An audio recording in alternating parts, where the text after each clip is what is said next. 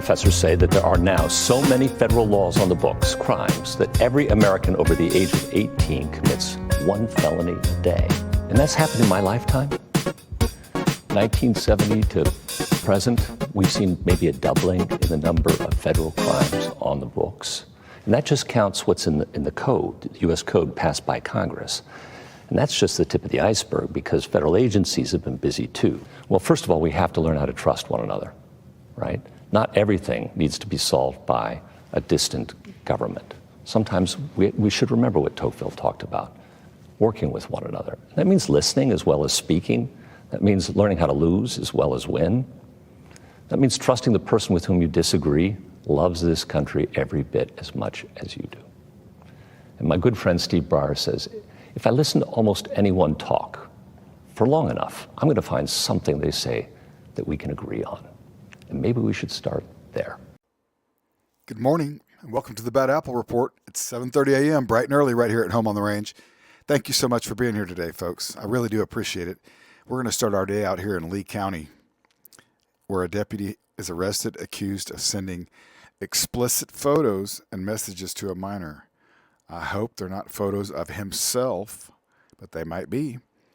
A Lee County deputy has been arrested for allegedly having inappropriate conversations and sending explicit photos to a minor. The Lee County Sheriff's Office says that in May of this year, they received a tip about an adult male communicating with a 17-year-old girl. Okay. Tip was first received by the Internet Crimes Against Children Task Force and the National Center for Missing and Exploited Children. It was classified as online enticement pre-travel. Detectives investigated and identified the male as Brian Hay Cook, age 51, who was questioned and resigned shortly after. Ooh, Hay Cook has served for 30 years served. I hate when they say that. It's like you're serving. You're really serving, right?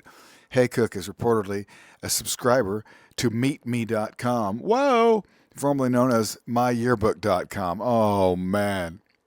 Detectives say they continued the investigation and shared their findings with the state's attorney's office. On Thursday, a warrant was reportedly issued for Hay Cook for transmission of material harmful to a minor. Whoa. The warrant states on May 6, 2024 in Lee County, Florida, Brian Scott Hay Cook did send material harmful to minors, to wit, a picture of his exposed what? To a subject known by Hay Cook to be a 17-year-old minor female, as stated in their direct message. Oh my goodness, I wonder if her reply was, is that a button on a fur coat?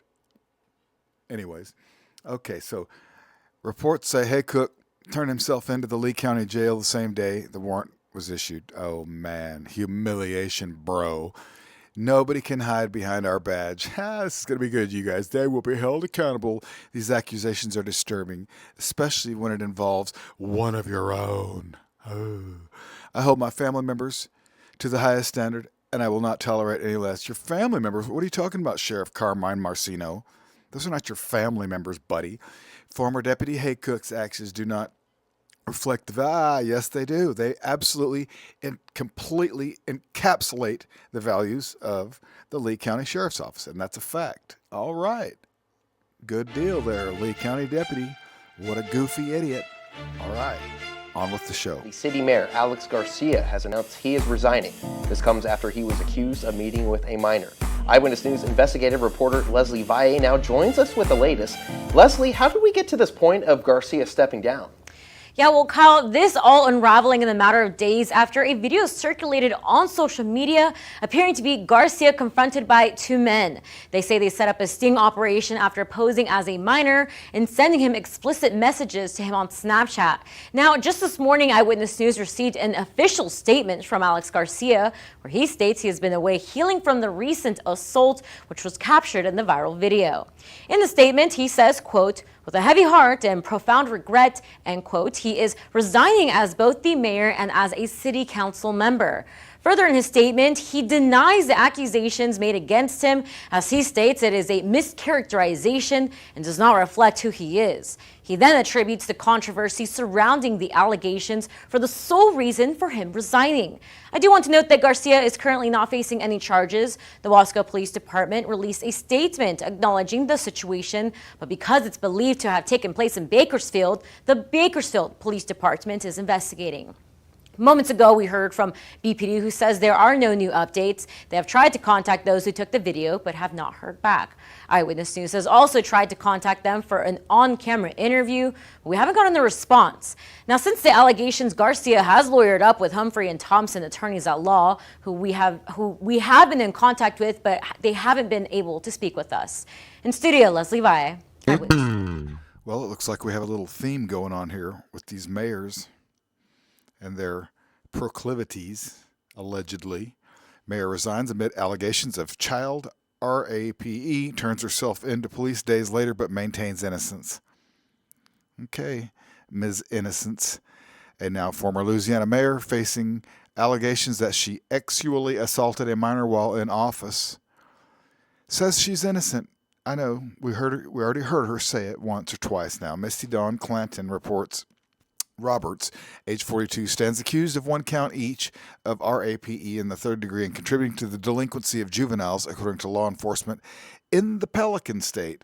The defendant was arrested by Louisiana State Police and booked into Beauregard Parish Sheriff's Office on Thursday. On July 27, Roberts formally resigned as mayor of DIDDLER, a small town roughly 50 miles north of Lake Charles. She was in the middle of her second term as the municipality's executive, winning re-election with 60% of the vote in 2022.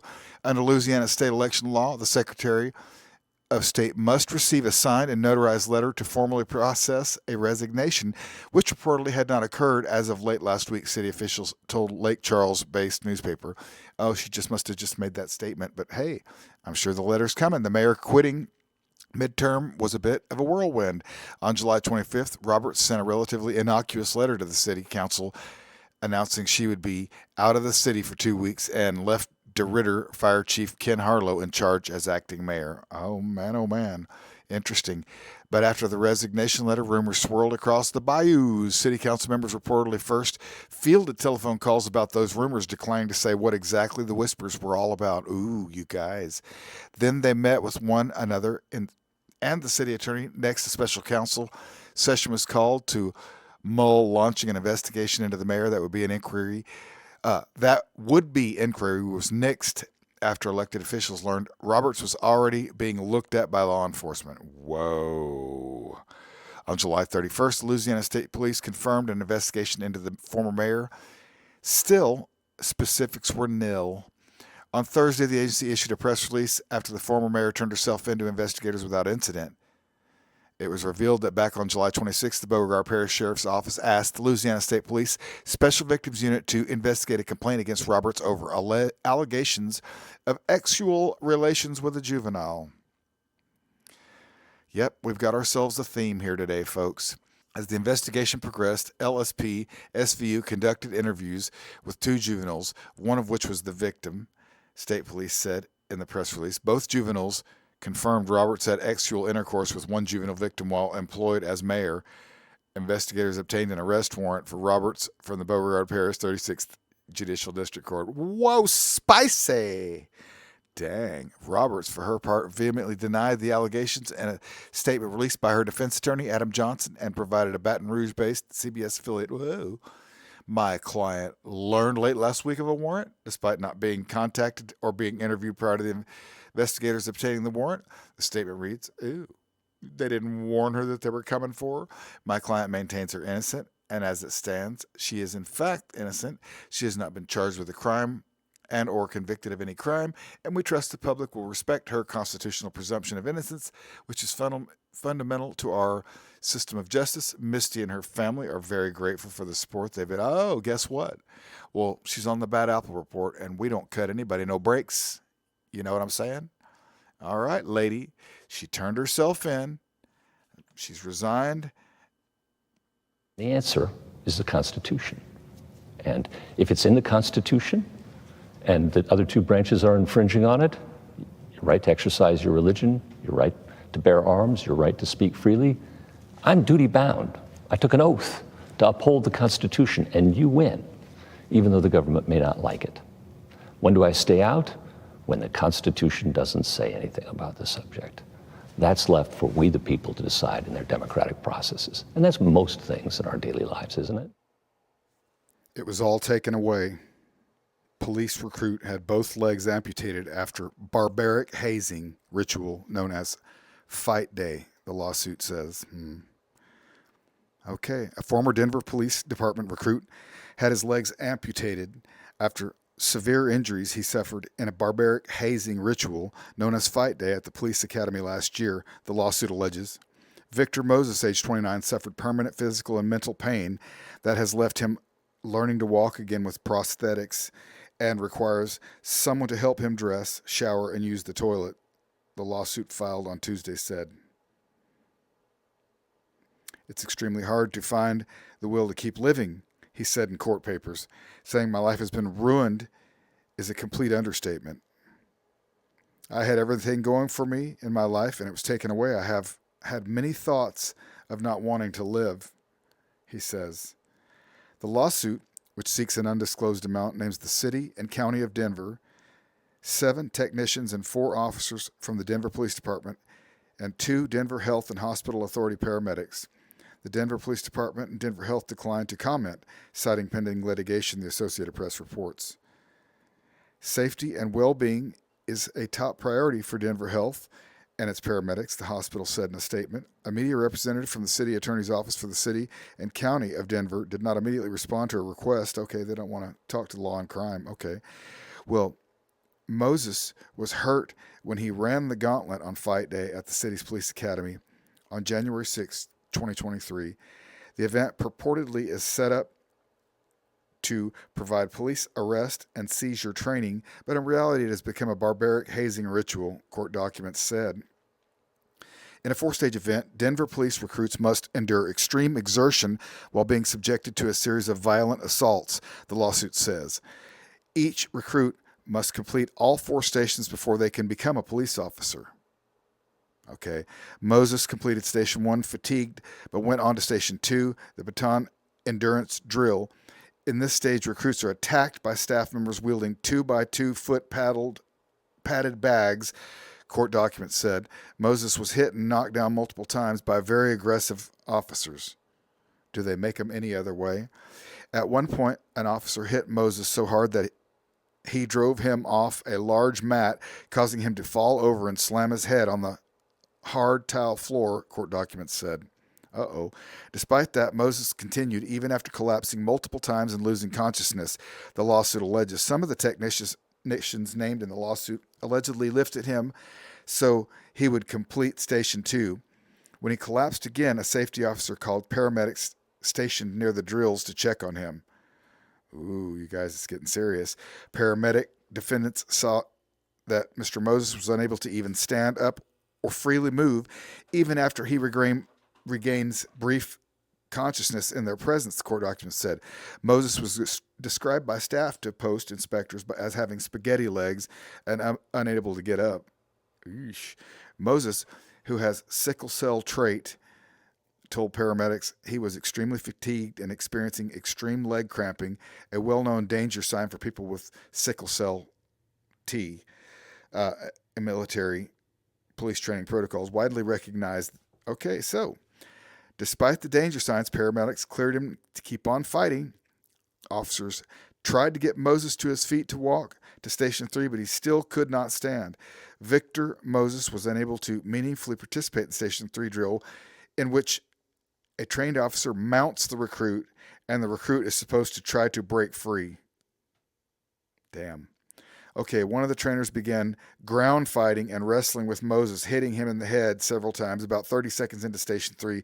While that officer was putting his body weight and pressure on him, Moses gasped, "I can't breathe." Oh, cops love to hear that. That just means... Anyways, he became limp and unresponsive, was taken to the hospital, according to the lawsuit.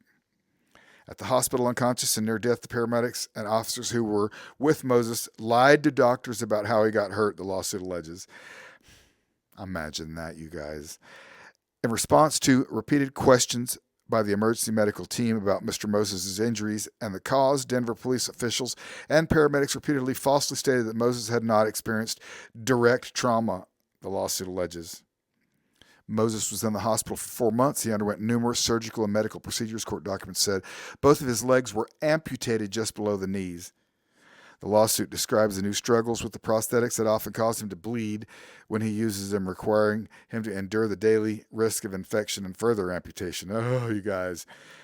The pain he has consistently experienced is truly incomprehensible, requiring daily high doses of pain and other medications, the court documents say. Okay, that is a pretty serious deal. And listen, that guy wasn't a cop yet, so cops don't like you until you're a cop. Once you're a cop, you're all right. We're about to celebrate the 250th anniversary of the Declaration of Independence. And you look at the promises in the Declaration, and they're so profound, right? We are all created equal. We have inalienable rights. They don't come from government. They belong to each of us. And government derives its just powers from the consent of the governed. We are the sovereign in this country, we the people. Those are profound promises. And that's a wrap, folks. Thanks for sticking around and listening to me read all morning. We'll make sure there's more videos tomorrow. It just so happened that our news today was in print. We got to get our bad apples out. However, we got to get them out. So you guys rock. I hope you have a wonderful day. And we'll see you tomorrow right back here at 7:30 a.m. bright and early.